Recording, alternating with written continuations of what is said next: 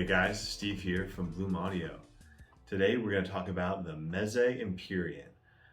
It is without a doubt our office favorite headphone, and it is in a lot of ways the sort of archetypal distillation of what it is to be a multi-kilobuck headphone.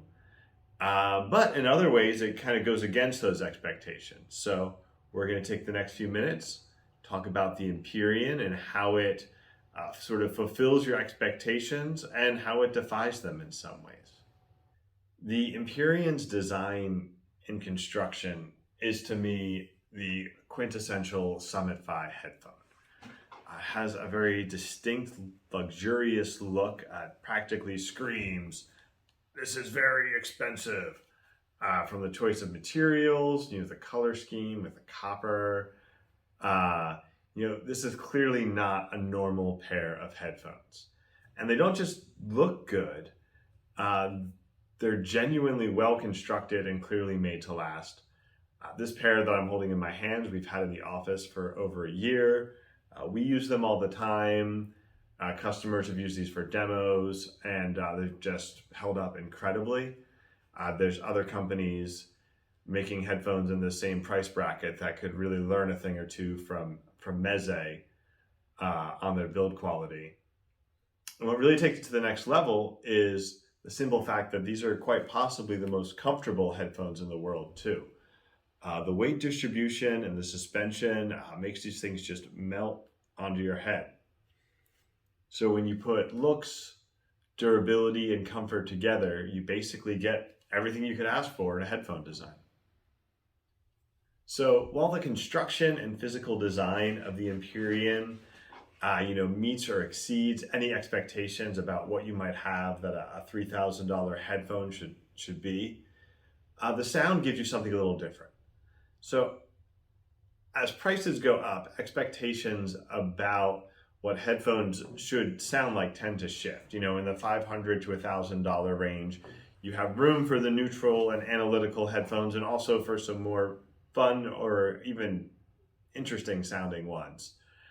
As you get over $1,000 or $2,000 to $3,000, the expectation seems to more largely be that headphones are more neutral and analytical, and that demonstrations of technical capabilities are at the forefront of the expectations in that range.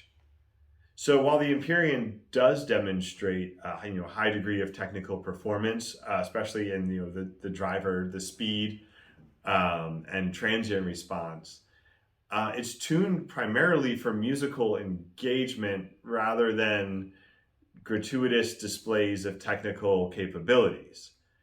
It makes me think of a quote by Alan Parsons, who was a music producer, also had a band, and it goes something like, "Audiophiles don't use their gear to listen to your music. They use your music to listen to their gear." And the Empyrean stands opposed to that. It is a headphone that begs you to actually listen to the music rather than spending your listening sessions using the music to evaluate what the Empyrean sounds like. So that all being said, we should at least talk a little bit about what the Empyrean sounds like, its tuning and performance. So the tuning is on the warm side of neutral.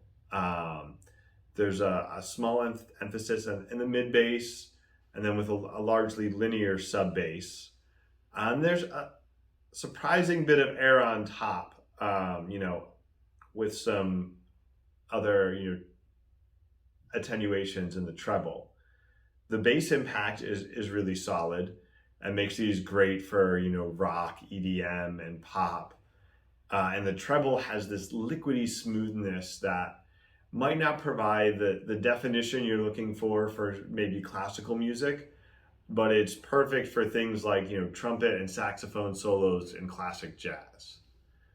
The soundstage is moderately sized. It's more on the intimate side, and a little smaller feeling than some of its rivals. I find the imaging to also be quite good. The Empyrean basically puts you close up with the action and gives you a good feeling of the space and positioning there with instruments. The separation is good, and it strikes a good balance between giving you a clean separation, allowing you to easily pick out different parts and place them, while giving you the natural sense of blending that you get in a live music situation, which creates a realistic presentation of the music. For comparisons, it's tough. I just kind of went by things in the similar price range that I've spent a lot of time with, like the Hi-Fi Man HE1000 SE, Focal Utopia Final D8000 Pro. Now, all of these are a little more expensive than the Empyrean. And you get some interesting ways that you can break up these headphones. You have the two planar magnetic ones, the Empyrean and the HE1000 SE, versus the two dynamics, the Utopia and the D8000 Pro. You have you can divide them up and say the two more fun headphones, the Empyrean, which has a little bit of a warmer sound, and the D8000 Pro, which has more of a neutral tone, but then it has that sort of low end boost. It's sort of neutral with a bass boosted kind of feeling. And then I can even say, in terms of more musical tunings, you can probably actually lump in the HE1000 SE, the Empyrean, and the D8000 Pro, which are all, I think, a little bit more musical focused than the Utopia is. So yeah, definitely a lot of ways to slice this. And ultimately, it just kind of shows you how diverse the headphone market is in trying to find the perfect headphone for different listeners. Where maybe that micro detail is really important to you. And so you're looking at the Utopia, but the HE1000 SE feels a little bit more musical than the Utopia, but still provides more of that micro detail than the Empyrean does. So maybe you're going to end up with that. Or maybe you like the more clean, neutral sound of the Utopia, but you also want that bass in there. And so you go with the D8000 Pro. Maybe like me, there's just something emotional about the Utopia or the Empyrean and its presentation of music that really gets you. And so some of these other technical aspects sort of fall by the wayside, because what's helping you enjoy the music isn't, any kind of aspect of, wow, I can really feel the space or anything else. That you're just looking for something to help you listen to the music itself.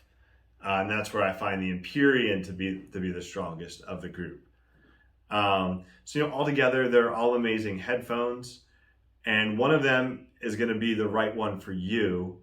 It might not be the same that's the right one for me, but this kind of brings us around to my conclusion here. What I think any comparison ultimately misses, especially with the Empyrean, is that it was never really a contest of performance capabilities. It's not a comparison where you can, Empyrean gets 8 points for soundstage and 10 points for tonality, and this one gets 10 points for soundstage and 9 points for tonality, or anything like that. The Empyrean wasn't tuned to measure well against some arbitrary standard or meet specific performance targets. It was tuned to provide a musical, emotional listening experience, to help you forget about listening to the gear for a minute and actually listen to the music. And in that way, I think the Empyrean succeeds against any other metric or comparison. Thanks for watching. Be sure to check out our other products and reviews at bloomaudio.com. And we'll be back soon with more hi-fi personal audio content.